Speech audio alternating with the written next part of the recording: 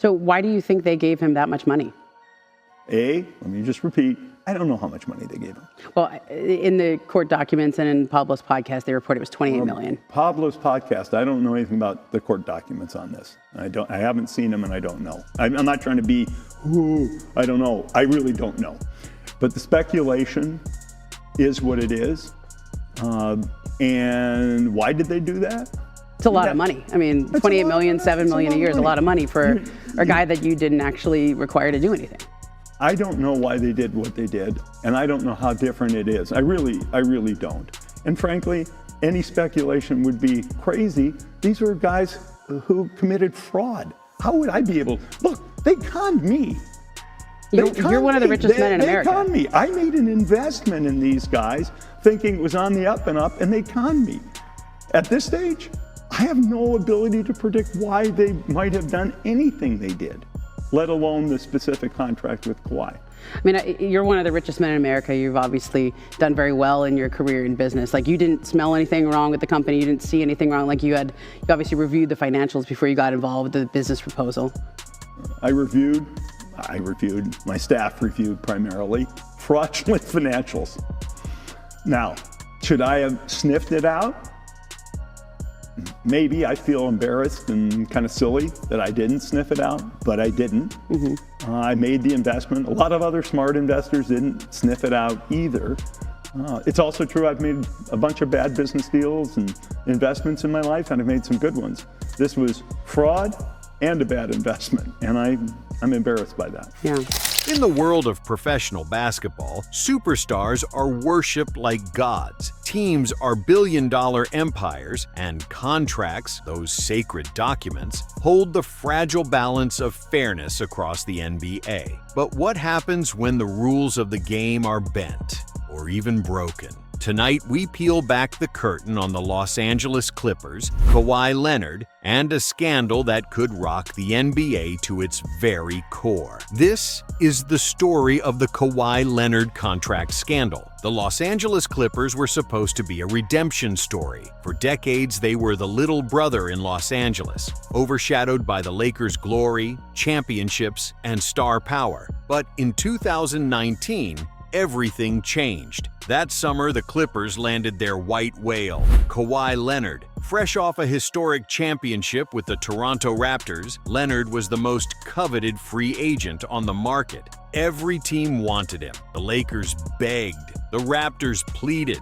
But it was Steve Ballmer's Clippers who won the sweepstakes. The message was clear. The Clippers weren't the punchline anymore. They were ready to conquer the league. But now, years later, we're learning that the price of landing Kawhi might not have been just money or even draft picks. It may have been the rules themselves. The heart of this scandal lies not in the paint or the three-point line, but in a company called Aspiration. On the surface, Aspiration looked like a socially conscious banking startup. It promised environmentally friendly investing, socially responsible savings accounts, and the allure of being different from greedy Wall Street banks. But under the hood, the company was crumbling. Aspiration went bankrupt. Its co-founder pled guilty to wire fraud. And somewhere tangled in this financial mess was a contract, one worth $28 million plus $20 million in stock options, signed by none other than Kawhi Leonard. The job? Promotional services, appearances, social media campaigns, the kind of brand ambassador work NBA stars do all the time. But here's the catch. Kawhi never did a single thing. No appearances, no social media posts, no promotions, nothing. It was, in every sense of the word, a no-show job. That's when investigators started to follow the money,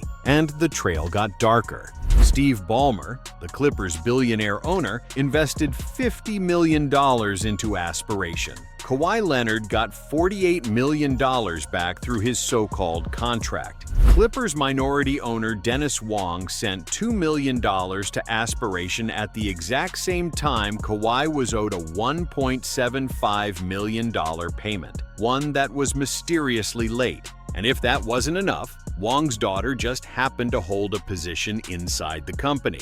Coincidence or coordination? The numbers don't lie. The optics are damning, and the league began to ask the most dangerous question of all. Was this a side payment? Here's why this matters. The NBA's collective bargaining agreement, the holy Bible of team-player relations, has a rule that's simple but strict. You cannot, under any circumstance, pay players outside of their official contracts. No side deals, no secret payments, no under-the-table bribes. It exists to protect fairness, to prevent wealthy owners from buying championships, to ensure that the small-market Indiana Pacers play by the same rules as the Los Angeles Lakers or Clippers. And yet, what the Clippers are accused of doing looks very much like breaking that law. But where does Kawhi Leonard fit into all this? That's the million-dollar question, or rather, the $48 million question. There are 4 possibilities Kawhi knew everything. He signed the contract, fully aware it was a sham, and pocketed the money anyway. Kawhi was naive. He signed it without realizing it broke the rules. After all, most players don't memorize the CBA. Kawhi was in the dark. His uncle and advisor, Dennis Robertson, told him to sign, and Kawhi, ever the quiet, no-nonsense figure, simply obeyed. Kawhi knew but didn't care. He agreed to the deal, shrugged off the responsibilities, and figured nothing would come of it. Which is true, nobody knows. But what's certain is this: Kawhi never lifted a finger for Aspiration, not once. So what can the NBA do about it? The consequences could be seismic. The Clippers could be fined $7.5 million. They could lose multiple draft picks, with no cap on how many. Kawhi's contract could be voided. He could even be banned from re-signing with the Clippers, forcing him into free agency and plunging the NBA into chaos. Kawhi himself could be fined or forced to return the money. The league even has the power to suspend owner Steve Ballmer or Kawhi's uncle Dennis Robertson for up to a year. If this sounds extreme, remember, the NBA has precedent. Back in 2000, the Minnesota Timberwolves tried a secret deal with Joe Smith. The punishment? 5 first-round picks stripped, millions in fines, and suspensions for top executives. If the Clippers are found guilty, this could be even worse. And here's where the drama hits its peak. NBA Commissioner Adam Silver now holds the league's hammer. But will he swing it? Silver isn't David Stern. Stern was a dictator, ruling with fire and thunder. Silver has been softer, gentler, the commissioner of player empowerment. He keeps labor peace, avoids fights, and lets stars control their destiny. But this case? This isn't about one player. This is about the other 29 owners. To them, the Clippers didn't just cheat the rules, they cheated their wallets. Because when luxury tax penalties are dodged, when side deals bypass the cap, it's the other teams who lose money. And billionaires? They don't forgive theft. The owners want blood. And Adam Silver, the so-called servant of ownership, may have no choice but to deliver. For now, the Clippers keep playing basketball. Kawhi Leonard remains silent, speaking in his famously short, cryptic phrases. His teammates prepare for the season, but the scandal hangs like a storm cloud over every press conference, every practice, every game. The NBA investigation could take months, maybe even a year. And with every headline, every leak, the tension grows. For the Clippers, the dream of finally stepping out of the Lakers' shadow might collapse under the weight of a scandal they can't outrun. This isn't just about Kawhi Leonard, it's about the integrity of the game. If the Clippers can funnel millions through shady companies and no-show contracts, what stops every other team from doing the same? What stops billionaires from buying championships in secret? The NBA salary cap is fragile. Break it once, and the whole system cracks. That's why this scandal matters. That's why the league can't look away. The Clippers gambled everything on Kawhi Leonard. They bet their future, their money, and maybe even their honor. Now, the walls are closing in.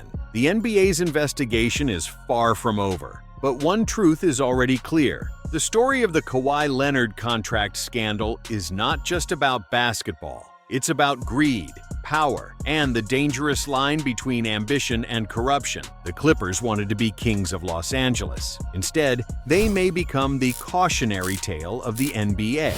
And when the final verdict comes down, one question will echo louder than the rest. Was it worth it?